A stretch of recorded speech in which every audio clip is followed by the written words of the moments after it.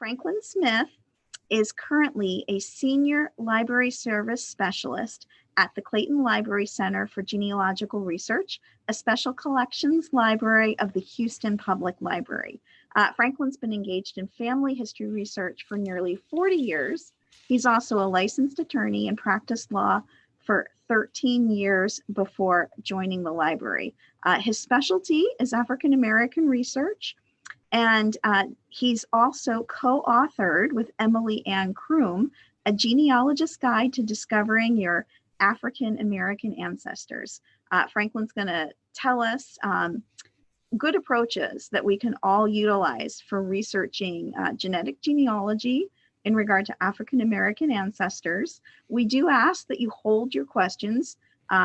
You may enter them into the chat or the Q&A, but we'll answer them at the end of the program. So I'd like to please welcome Franklin. Thank you. Thank you. I appreciate it. Let me get my screen open here. Okay, good afternoon, everyone. My name is Franklin Carter Smith. As Suzanne said, I'm work at the Clayton Library Center for Genealogical Research. It's a special collections unit of the Houston Public Library.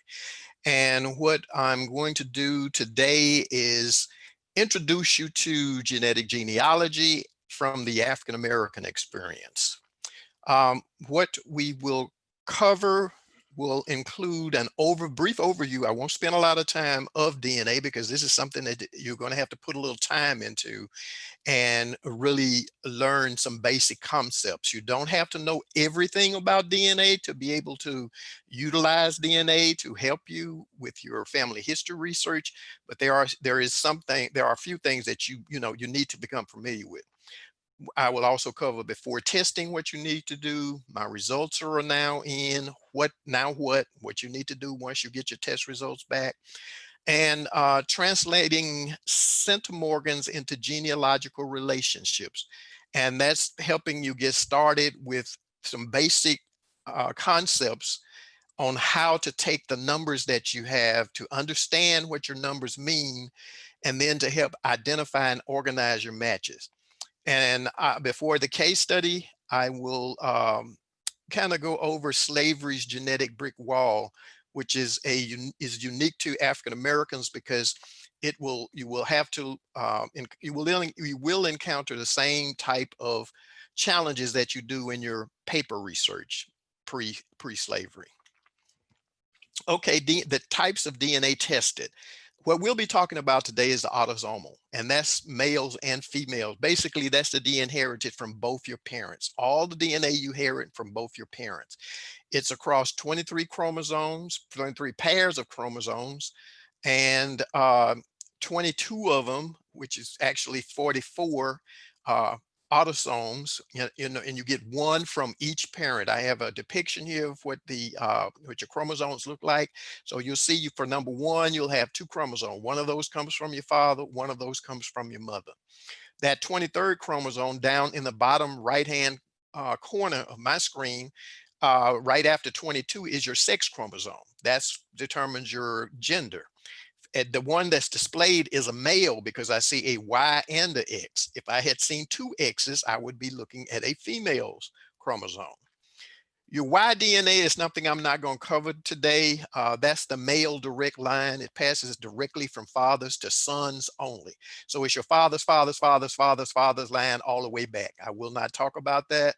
That's a special consideration, a special type of test, different from your autosomal test. And family tree DNA is the only one that does that, the full the full Y and the full mitochondrial. The mitochondrial DNA is the female's direct maternal line. So mothers pass their mitochondrial DNA to their sons and daughters.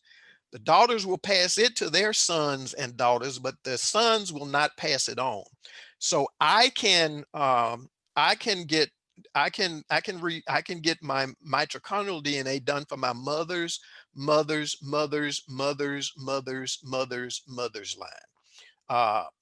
Now I won't pass that ability on to my sons or my daughters, but if I had a sister, she would pass that on to her sons and her daughters.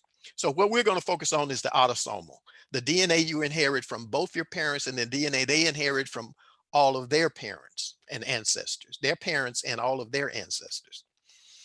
There are These are the major DNA testing companies. This is all in the handout that I provided.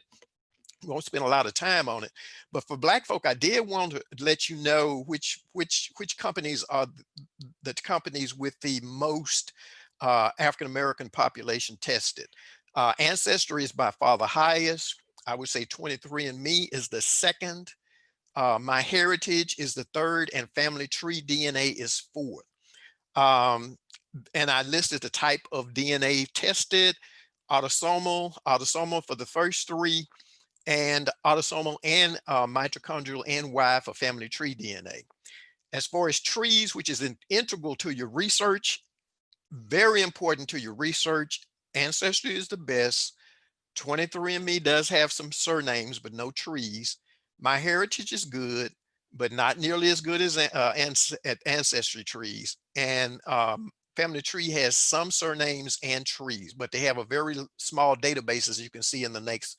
Ancestry has 18 million people tested, 23andMe 10, MyHeritage 3.9, and Family Tree 1.1. The other major thing on here, I would say, you can test at Ancestry. Now, you can't upload other companies' data, your raw DNA data to Ancestry, but if you test at Ancestry for a for an access fee, you can upload your Ancestry results or your 23andMe results to MyHeritage or Family Tree, and I've listed the prices there. So Ancestry is by far the best for African American, and they only test autosomal. Before the test, what you should do is you determine what your goal is or objective is. Some people is ethnicity. When you see somebody test on there and they don't have a tree, or they haven't been in their account in years or months, seemingly after they tested, they just want to see, they're just curious about the ethnicity, especially with Ancestry. All four of them will provide you ethnicity reports. Some people for adoption. Some people just want to extend their family tree. Some people want to prove a paper connection that they're not certain of. And some people want to get past a brick wall. And for me, my reasons was to get past a brick wall. What you want to do is to create a family tree and add a tree link or upload GEDCOM to your DNA profile on whoever you test with. Ancestry, you can go on there and just create a tree and add it to your DNA profile. Now, Ancestry, one of the shortcomings is with Ancestry, once you test, even though you put your tree in there, if you have someone that you're matching that has a tree, they won't let you see that person's tree until you pay for a full membership. You can do a 6-month membership and try to do everything you can there to see what information you might find, or you can do 6 months off 6 months, but you have to have the registration to be the subscription to be able to see them, the trees. And you can't do that at a public library. You can't use the Ancestry public library version to see your matches trees. You can educate yourself about DNA and DNA companies. You need to do that. You need to kind of take some time and learn about it, decide on a company, and you want to test as many family members as you can, especially elderly members. Now, I wouldn't focus so much on, if you're testing, I wouldn't focus so much on my children if I'm trying to determine my history, because I'm going to get everything that my parent had. If my mother had tested, there's no need for her to really test me, because I don't have anything that she didn't give me. So if you children are the least, but first cousins, aunts, uncles, grandparents, different sides, if you have a maternal first cousin or paternal first cousin, you want to test that way to try to bring in some more people, or at least determine how you're matching these people. My results are in. Now what? When you get your test results, there are basically two things that you're going to discover you have. You have your ethnicity report and your DNA relatives. Now, the ethnicity report, well, let's just say I wouldn't put a lot of credence in that. As one genealogist I know describes it, is for entertainment purposes only, and I'll leave it there because they can't accurately say. They can give you an idea of where your ancestors come from, and probably as they test more and more, they'll be able to be more functional and provide more, specific information as to specific areas that you're from. Now, what you can notice is the continents, for instance, I'm African American. I do test heavily in Africa. So that is basically confirming. I already knew that, but sometimes it'll give you, countries. You have to take that kind of with a grain of salt. Learn to navigate your company site. Search for tutorials and videos. There's a lot of stuff on YouTube, and just searching, Googling, you can find out a lot about your company's, testing company site and how to use it. And you're going to have to learn some basic DNA terminology, and such as chromosomes, centimorgans, segments, and recombination are some basic ones. And I gave you a web, address, a web address to the ISOC, International Society of Genetic Genealogy website wiki, and they have lots and lots of information. That is the go-to site. So when I mentioned in this previous slide, these were some basic terms. Of course, chromosome, which I showed you earlier in the presentation. Centimorgans is just a measurement. I give you the link to that particular term in the ISOC wiki. So centimorgans is just a way of measure that they use to measure how much DNA you're sharing with someone, one of your matches. And centimorgans are basically it can be narrowed down into segments. So your centimorgans will include segments. So I may have 100 centimorgans over 5 segments. So one of those segments could be 50, and the next would be maybe 20, 40, and 10 that add up to that total amount of 100. So those segments are also described in centimorgan form. There'll be a total number, and there'll be the segment number. Recombination is just what happens when I can receive different DNA from my mom than my brother does. There may be some people that I don't match that he will match, but we still got that DNA. We don't get the same amount and same DNA from the same ancestors in the same amounts. Some of them I will miss and he will get. It's like if you had a bunch of colored marbles in a jar, and if you pick out one handful, same number of colors, and you look and see what colors you have in this hand, you pick out another, you're probably going to have different colors. Now, triangulate, I don't even suggest you really worry with at this point. Just know that it's something that you need to consider the more knowledgeable you become. Now, the real important thing that you need to know is how to translate your DNA or centimorgans, and I use those terms interchangeably, into genealogical relationships, because that DNA, those centimorgans basically will give you an idea of what their relationship is to a match. So your total centimorgans, that's the total amount, the genetic relationships are measured in centimorgans. Just a basic concept. Your genetic relationships are measured in centimorgans. So your total centimorgans, that's the total, that's all of the DNA you share with somebody. Like I say, it could be over 5 segments. It could be 50 centimorgans on one segment, 20 centimorgans on another segment, 20 centimorgans on another segment, and 10 centimorgans on the last segment. And what these 50 centimorgans, they could be distributed across those 23 chromosomes. Now, what you won't know initially, if you don't know who the match is, you may not know whether it's on your father's side or your mother's side, whether it's that father's chromosome for number 1 or your mother's. So, but I'm gonna give you some ideas on how you would be able to determine how you're matching with folks. So the total centimorgans translate to genealogical relationships. So you're looking at the total DNA you're sharing. And you also want to look at, and all these sites will, even Ancestry gives you the total centimorgans you share with a match and the number of segments you share with a match. So if I shared, like I said, 100 over 5 segments, now Ancestry Ancestry is the negative, one of the more uh, my more critical objections to Ancestry is they don't give you that in-depth information.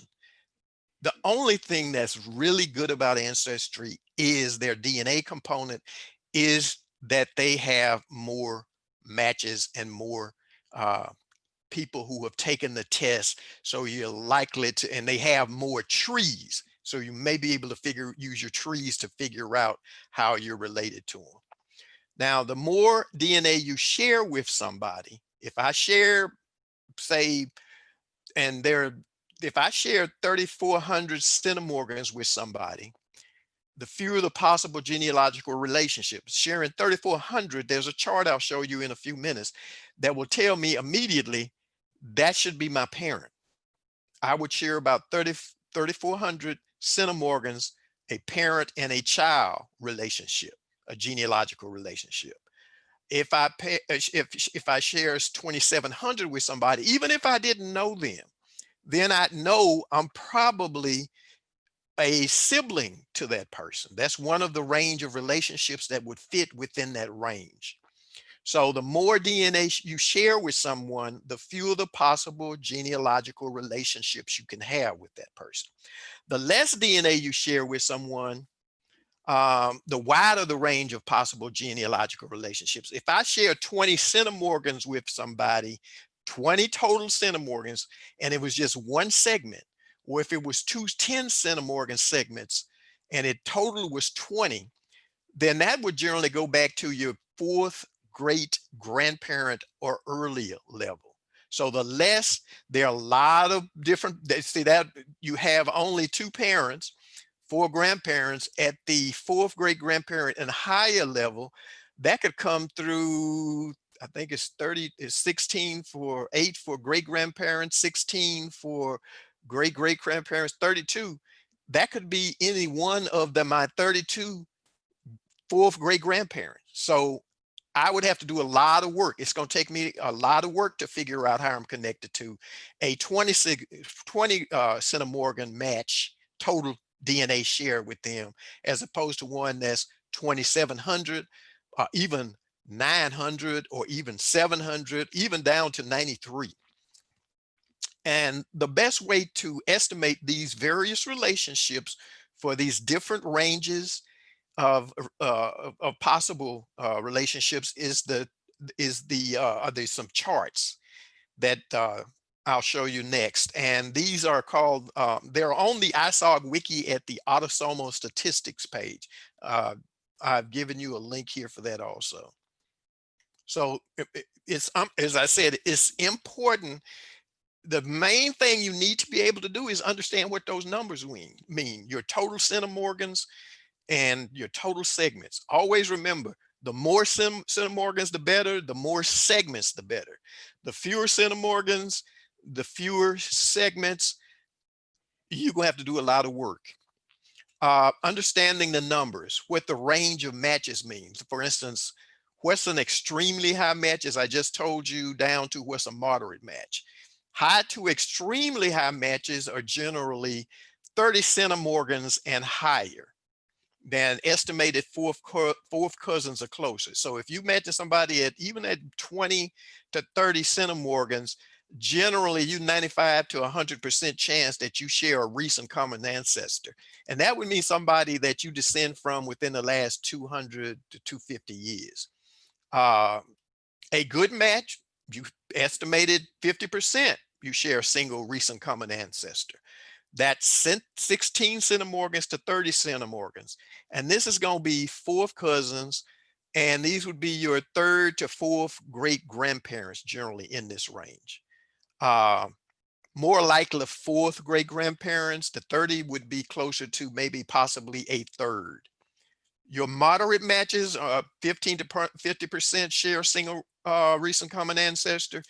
And anything, this is basically about 9 or higher, 8 or higher.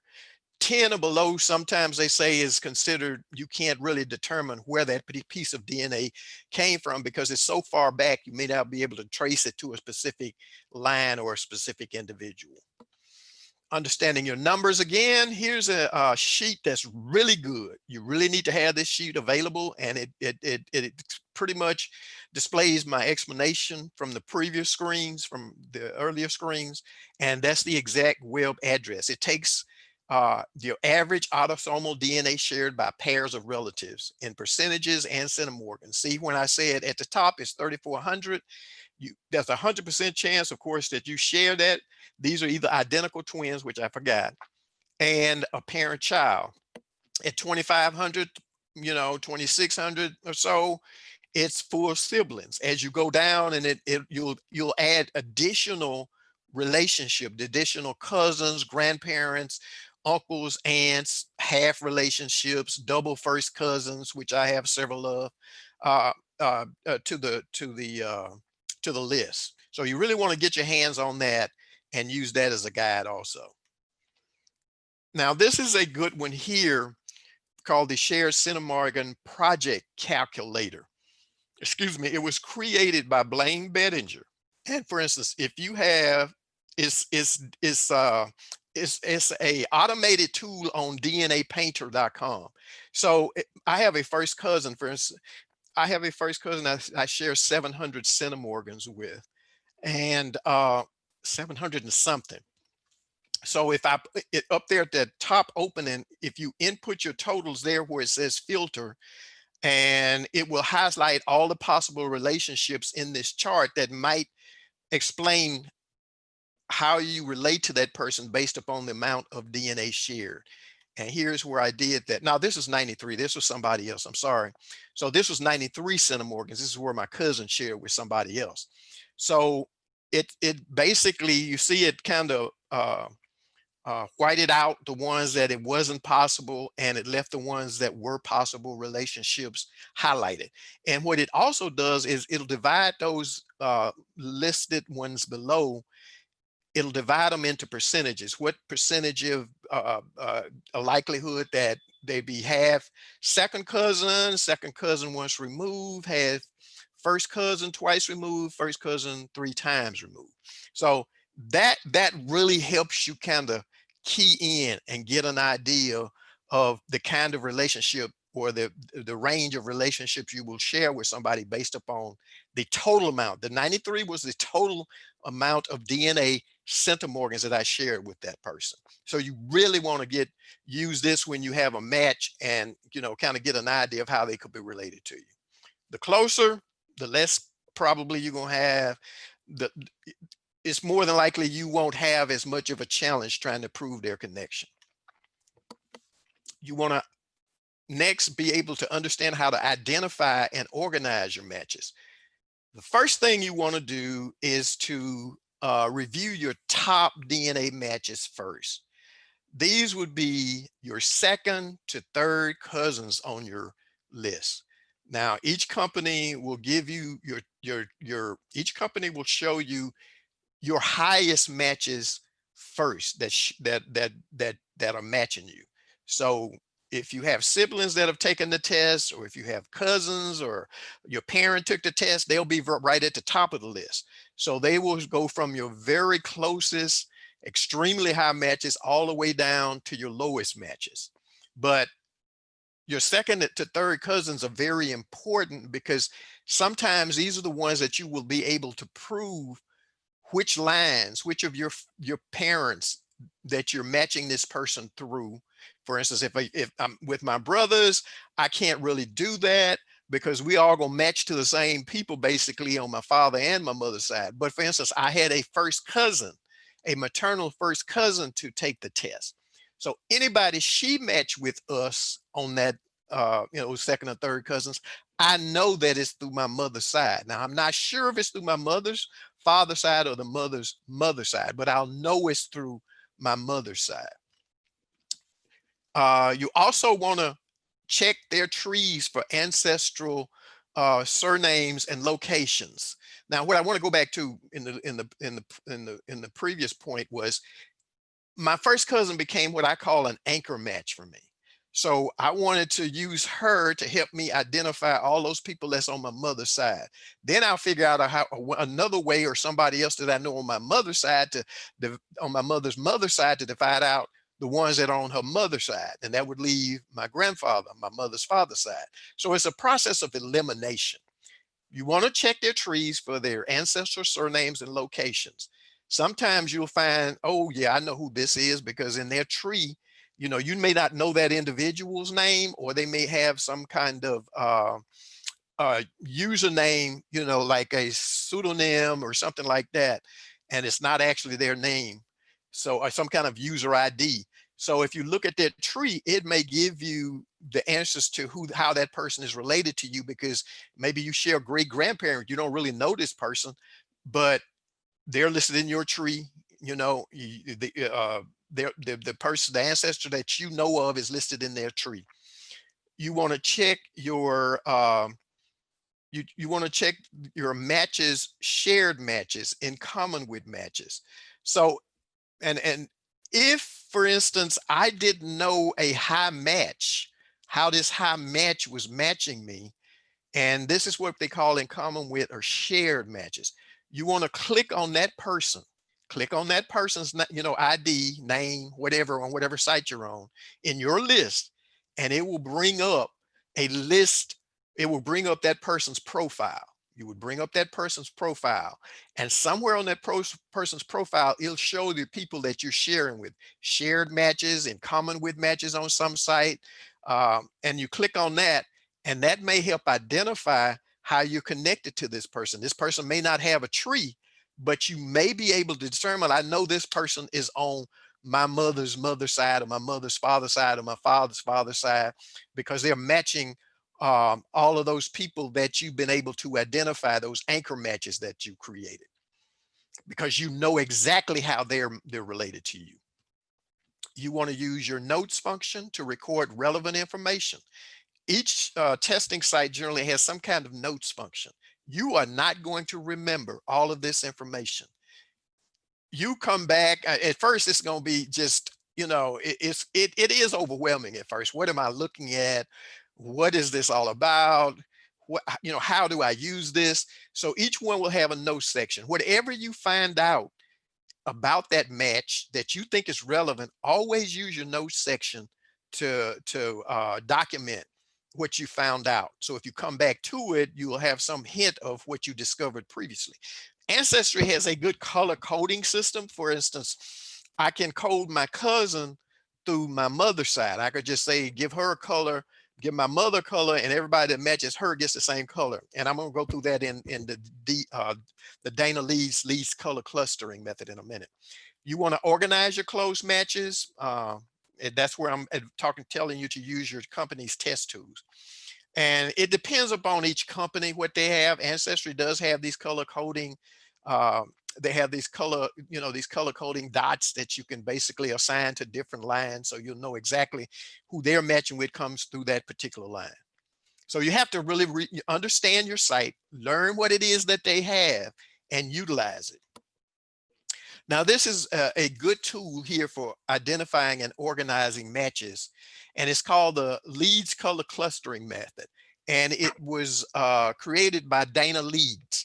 And you can find everything you need to know. I'm not going to spend a lot of time on it because this is a whole presentation in and of itself. It's danaleeds.com. It's in your address.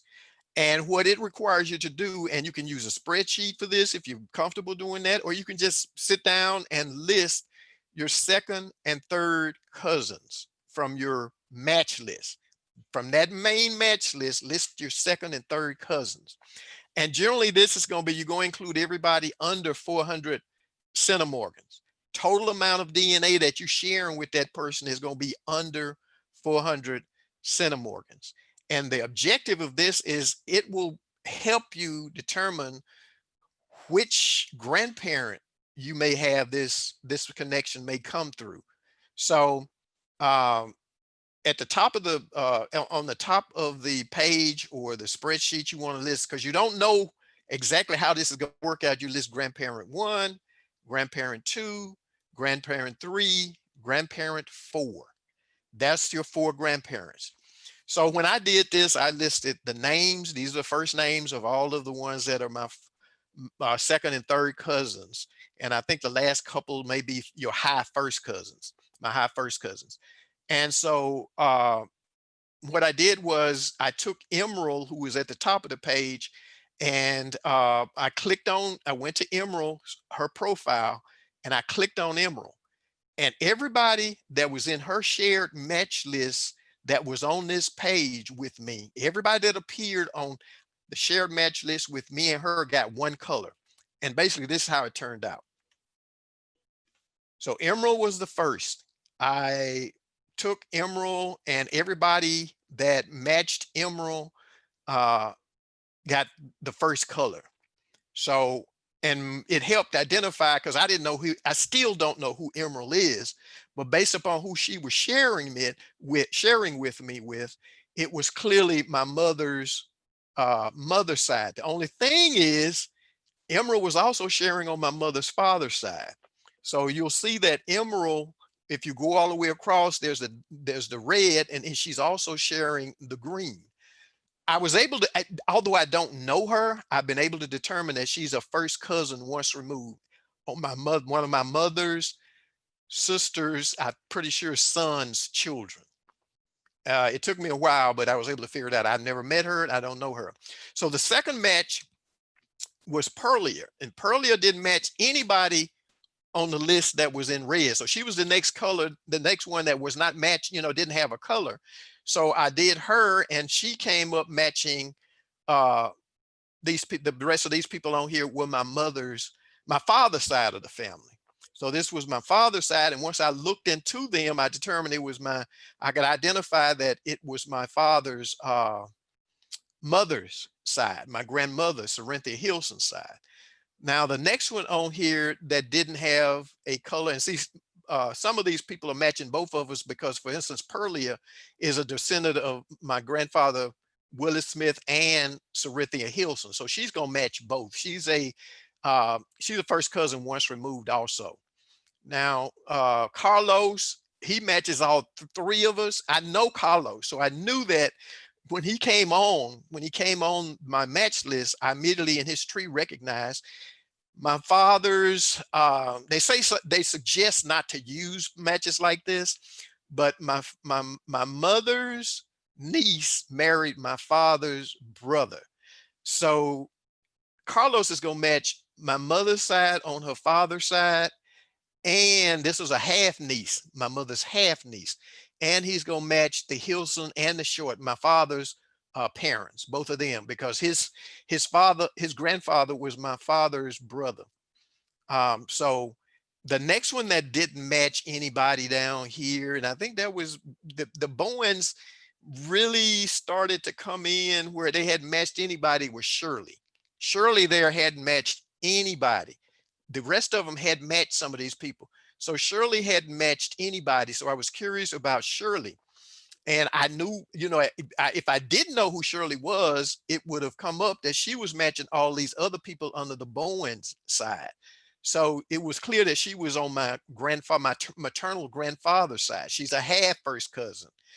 My grandfather had children by his first wife, and one of his sons by his first wife. Surely half cousins are really good.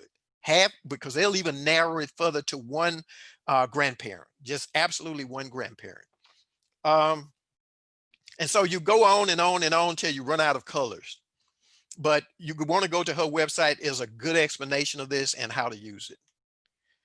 Now, for African Americans, we have a specific challenge. And as it is with our paper research, is slavery.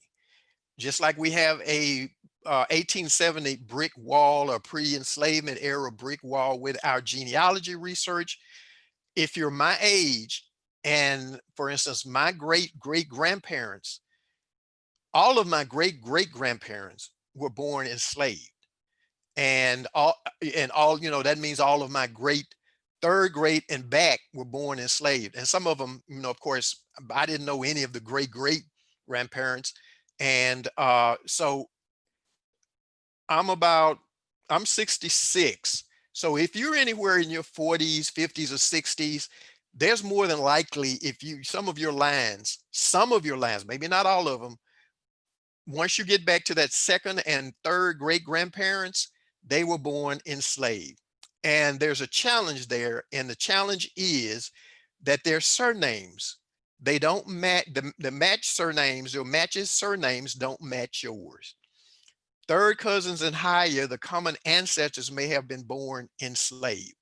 So if I run across a third cousin, or and that's a really close cousin in my book, because then one thing I really want to acknowledge is they don't have as many African American uh, test takers on any site as they do the general population. So you'll have fewer to work with. So those higher matches are very important for you to uh, try to dig deep into, to be able to make the connections. There are some people, they don't even look at anything less than 20 centimorgans. I will go down to 10 centimorgans if I have to, because I don't have as many matches. And so those third cousins and higher, the common ancestors, depending on how many generations you are out of slavery. If you 20 something, then that may be fifth, sixth, seven, eight cousin, and it may not be as important to you. But the one thing you have to realize is those surnames that will be matching you at those lower levels and their locations where they are not going to fit anywhere in what your recognized tree. So enslaved families many times use different post-Civil War surnames. And I'll show you that in the case study in a minute. And locating pre-Civil War enslaved ancestors, to locate them, you have to go through and identify their slaveholder to find any documentation, because there are no records in their names individually unless they were free people of color. I had no free people of color in my lines. Locations, if you've heard of the term sold down the river, well, that's what happened to most of my ancestors. Estimated 1 million slaves were sold or taken south. And that was by sale, inheritance, or slaveholder migrations. And these definitely separated families. So it makes an already challenging research issue even more, and sometimes just extremely, if not impossible. But it does not mean that you shouldn't try. So the challenges are the surnames and the locations. They are not located in any of these people that you're matching at relatively high. Sometimes they're not located anywhere that you know that you have family, especially if you have second generation. I mean, going back second great grandparents, third grandparents, they were born into slavery. Now, overcoming the challenge. This is just my perspective. For surnames, you look for common lines among, or certain common lines among the shared matches. That means you're looking, because I won't match with these people. My surnames will probably be different because where my ancestors, my second grade or third grade grandparents ended up, when they decide, after the Civil War, they may have taken different surnames. They had been removed and separated from their family, so they didn't have any real connection with them any longer. So they may have taken different surnames. So those surnames of those second and third grandparents in my tree that are in different locations, especially, probably, and even in the same location, they won't be the same. But what I can do is I can look for, if I'm sharing with, for instance, if I'm sharing with somebody, if they're on my match list, and I, click on that person's profile and I go to shared matches, and I look at all those matches, and I can determine that some of those folks are matching each other, and they come from a common line or similar, the same line, then that will give me a lot of cues that I'm more than likely related to them through that particular line. That, if I trace their tree back, and sometimes you'll have to build those trees back for them. And you want to use pedigree charts for your matches. It's really important. And just Google pedigree charts if you're not. It just lists you, your parents, your father, your mother, their parents back 5 generations. Make them out so you can visually see what's going on.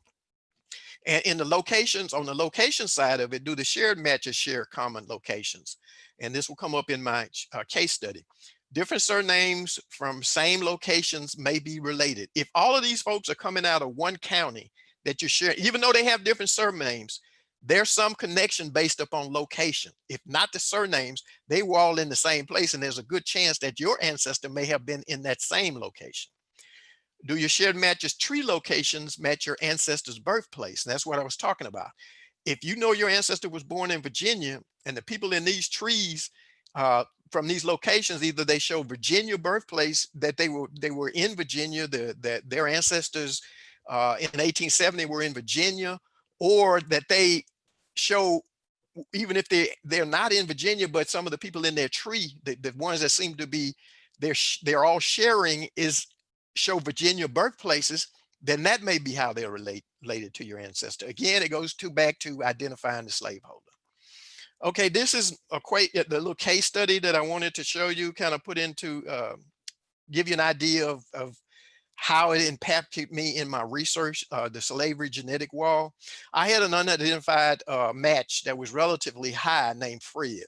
He matched me, my brothers, and maternal first cousin. So I already knew he was on my mother's side, because that anchor match, my maternal first cousin was one of those anchor matches. If he matched her, he had to match my mother's side. I wasn't sure if it was my mother's father or my mother's mother. Now, the DNA we shared was a range of 93, which I showed you. There was the example of where he shared with my cousin 93 to a low of 21 centimorgans total. Now, like I said, this is just total DNA. If I say centimorgans, I'm just talking about total DNA. And I shared 53 with him, and another brother in between shared 34. I had no idea who this person was. So when I looked at that shared centimorgan project calculator that I showed you, that Blaine Bettinger one that created, where you can input your amount of DNA you share with him, and it'll give you these possible ranges of relationships.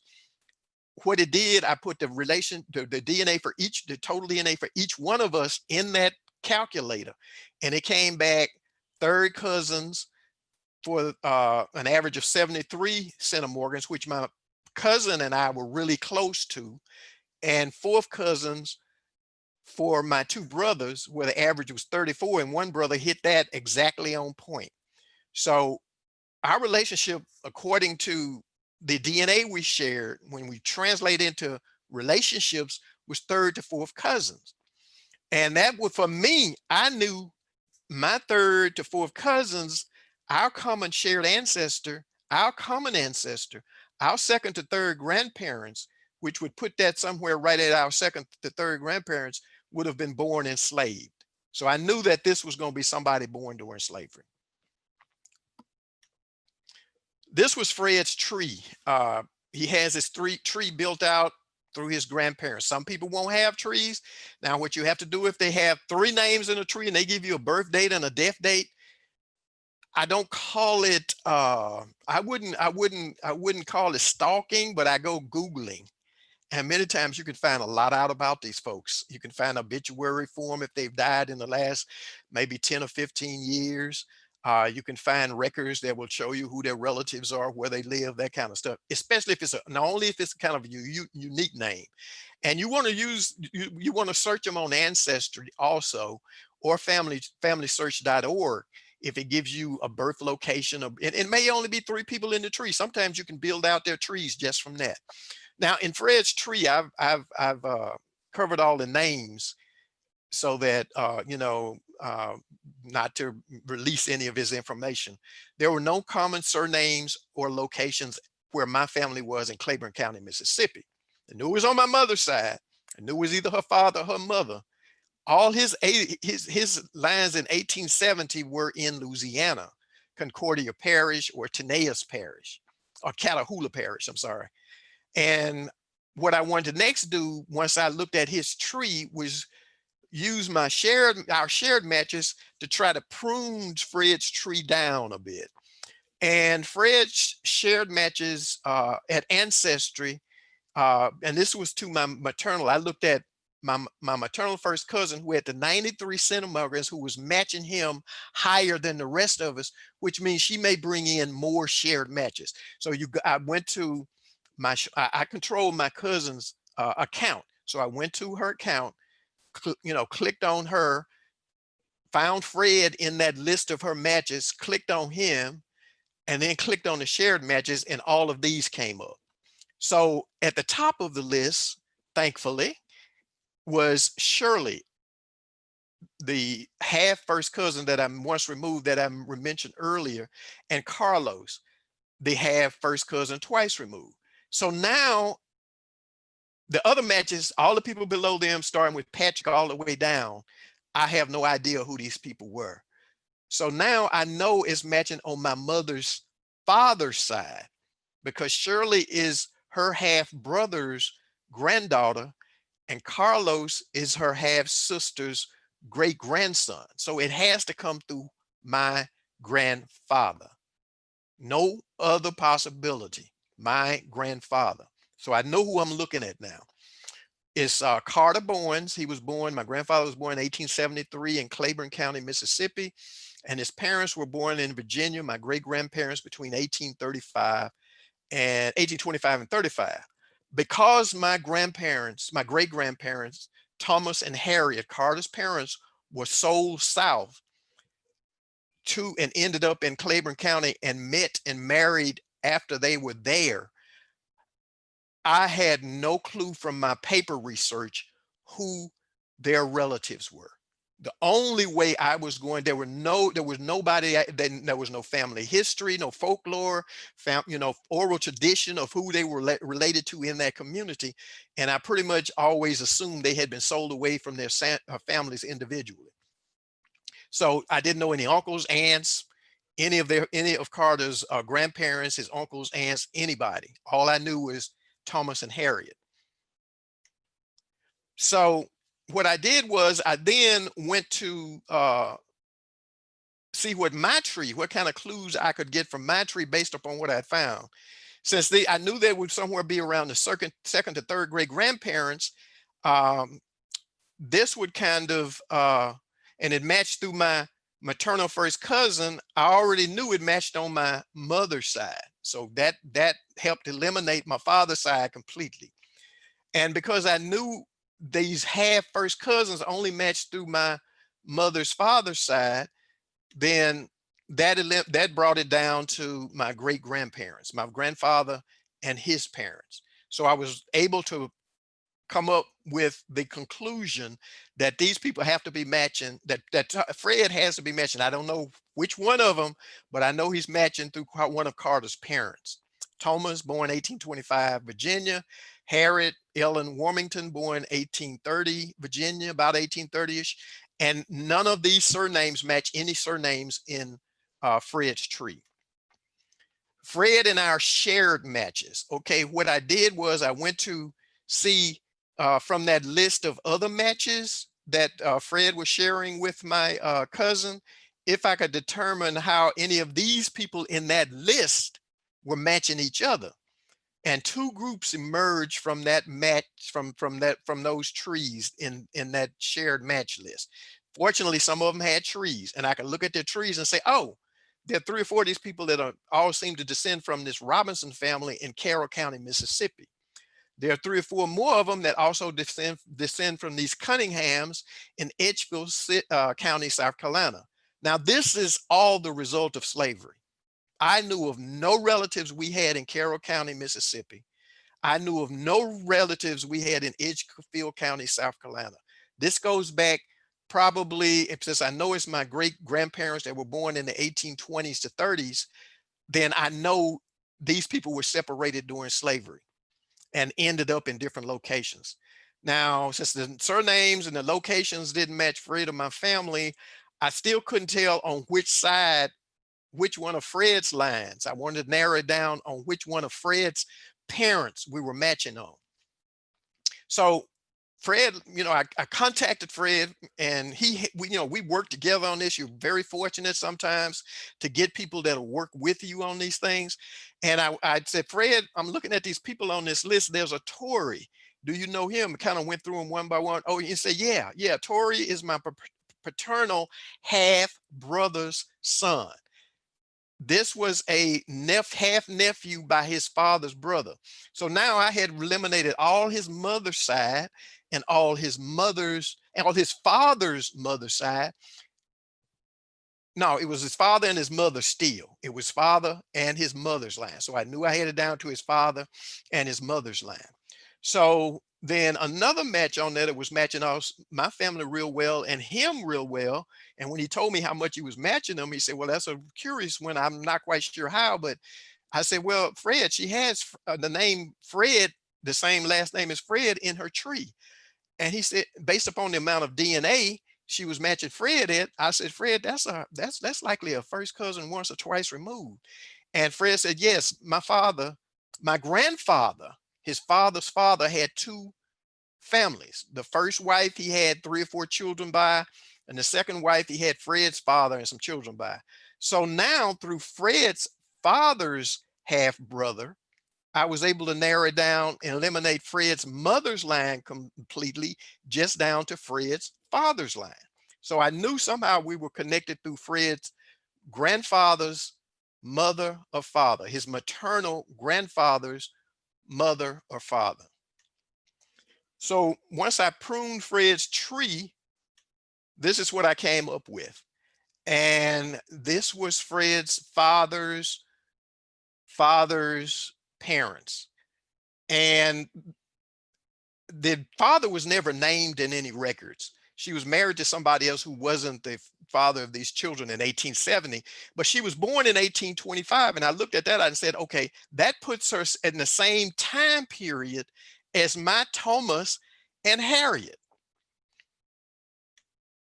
So when I did a tree for them, when I worked out a tree, a little tree, a diagram here, it's a diagram, and matched up our genetic tree with the genealogical tree, it matched. Genealogically, Fred was a third cousin. Basically, that's what the Share Centimorgan Project calculator said. You're somewhere in the third cousin range. So you probably share second great grandparents. And as it turns out, genetically, as you can see there, genealogically, as you can see there, I'm matching my brother, cousin. They would, based upon his tree and my tree, and a common ancestor they would likely share, who I have not been able to identify, we are matching at the third cousin level. And that would be through Thomas and Harriet, as I said, were born in Virginia and sold south. Now, Fred's father was born in Mississippi, according to his son's census records. But the 1880, now Fred's mother in 1870 says she was born in Louisiana. But in 1880, Fred, the son, Fred's father, Fred's father, he was named after his grandfather. He and a sister in 1880 said that their mother, Easter, was also born in Virginia. So this puts them in the same locale. You know, they would have been in Virginia at the same time. So genetically, we also matched their third cousins. Like I said, the DNA range was within that range for third cousin. So you kind of have kind of have a cross points here where everything seems to coincide. Now, what I cannot tell, and I'm still trying to determine, is whether Thomas or Harriet is the sibling, whether Easter here, and I don't think it's for his father, just I have some instinct and some other clues that I'm working on. I think it's Easter, because he never said his father was born in Virginia in any census records 1880 or after. Fred, the first, didn't. So I'm thinking this Easter is a sibling of one of my great grandparents. Because they don't have common surnames, I don't have any documentation. I've identified the slaveholder for Harriet, not Thomas, but I know where they were married, and it could have been on that same slaveholder's place, possibly not. Easter, I haven't been able to identify her slaveholder, and it becomes, like I said, much more challenging when they're sold south to try to trace them back to a slaveholder, because you still can identify the slaveholder, but may not be able to trace them back to their original place where they were, born or sold out of in Virginia. So that It's what you're trying to do. You're trying to get that information to match genetically and genealogically. Now, in conclusion, you want to take the time to learn about DNA. You want to learn how to use and navigate your DNA company site. Just play with it. You're not going to break it. Just continue to play with it till it kind of makes sense to you. You want to review your higher matches and specifically identify those anchor matches. Even if you don't know who they are, you'll put in there, this person, is matching, and that Leeds, the Leeds Color Clustering Method is a good way to, this person is, put it in the notes section, this person is matching all my Dotson family.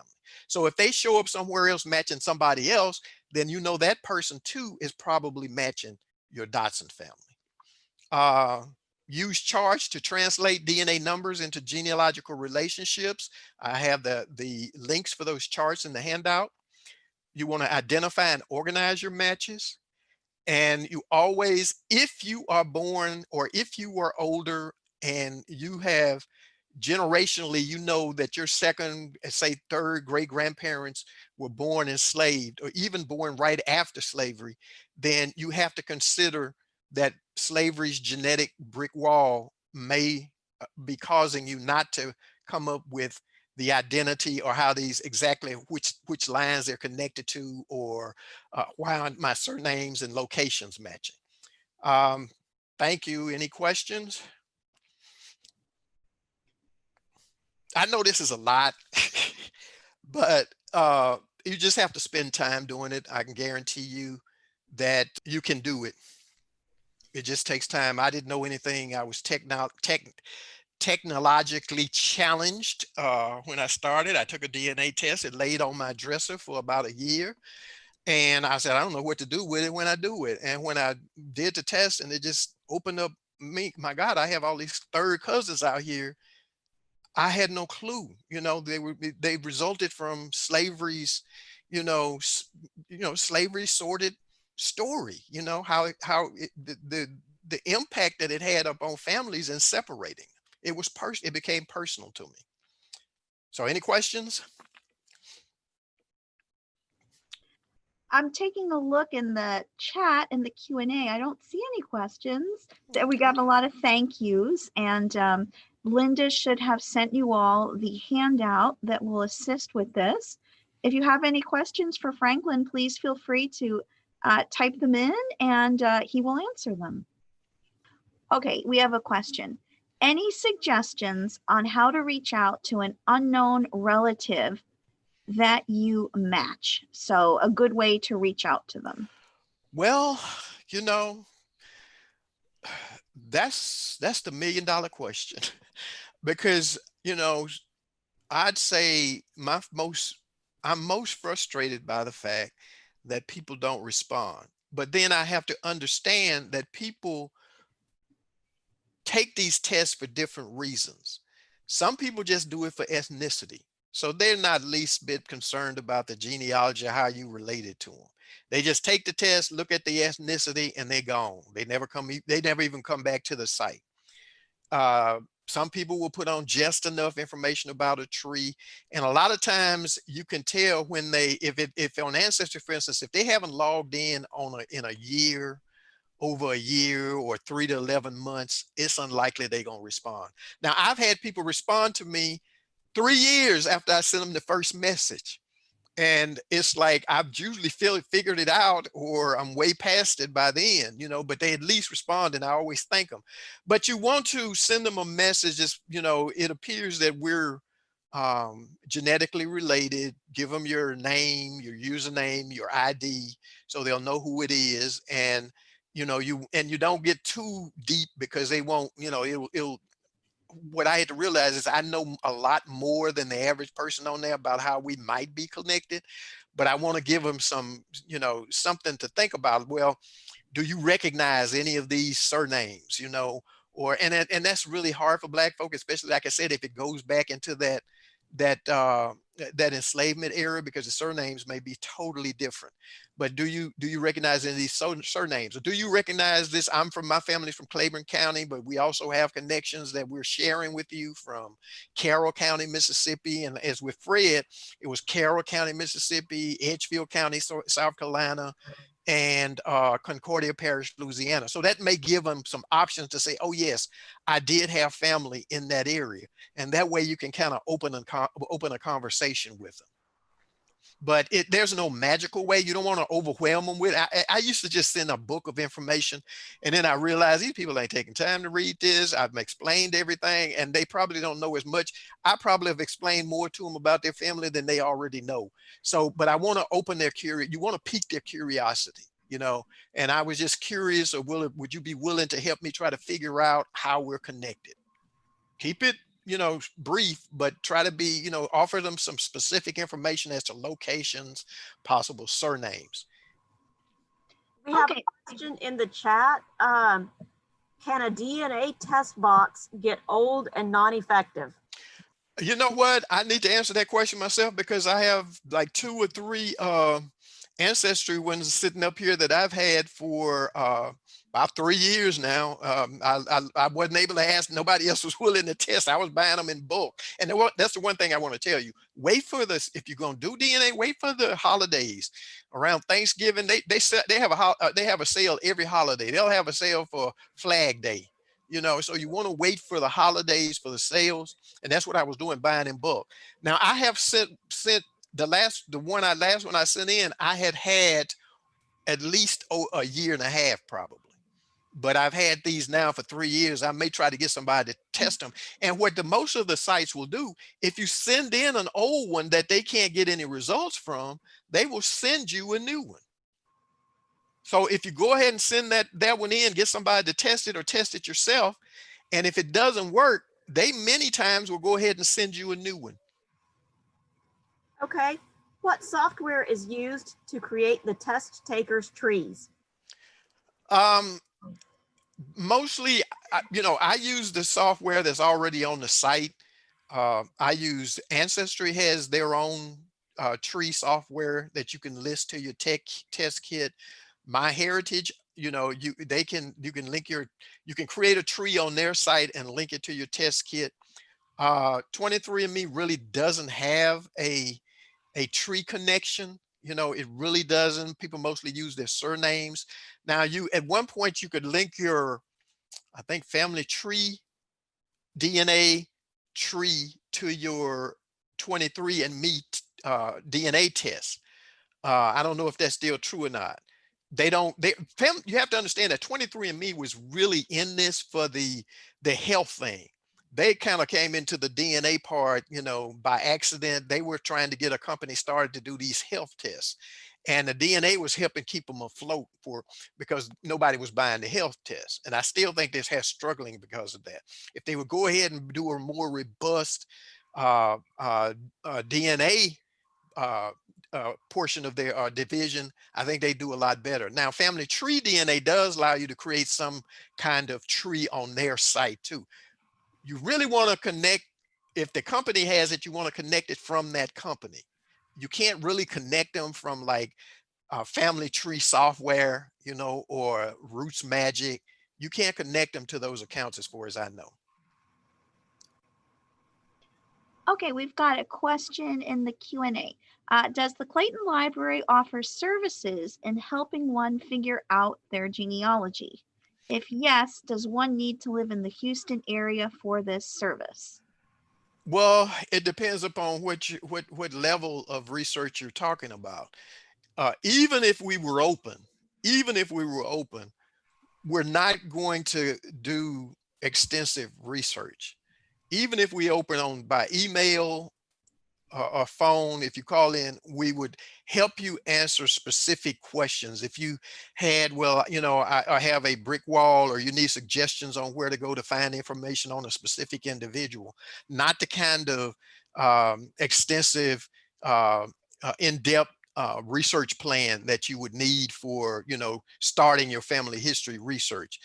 Since we're closed, if you have a focus question, something specific, You can call us. We still take telephone calls from anybody anywhere, or you can send an email reference directly to us if there's something that you want, maybe us to give you an opinion on, as long as it's not too extensive, or maybe look up for you that you think may be there, in some records, but you generally have to have a specific location or a specific book. Or we can check online if you're looking for a death certificate in Texas and you don't know how to do it. We can do that kind of thing. And it's CLA dot reference, the word reference, CLA as in Clayton, dot reference at houstontx.gov. Okay, does anyone have any further questions? Well, I think that's all of the questions. And I just want to really thank Franklin for today's program. I know I got a lot out of this, and I have a lot of ideas for myself. And I just want to always encourage everyone just to keep working on their genealogy projects and not to get discouraged. As Franklin advised, just because it's difficult doesn't mean it's not worthwhile to try to find all of these ancestors. So thank you. Thank you. Thank you for having me. Oh, I you're appreciate welcome. everyone who attended.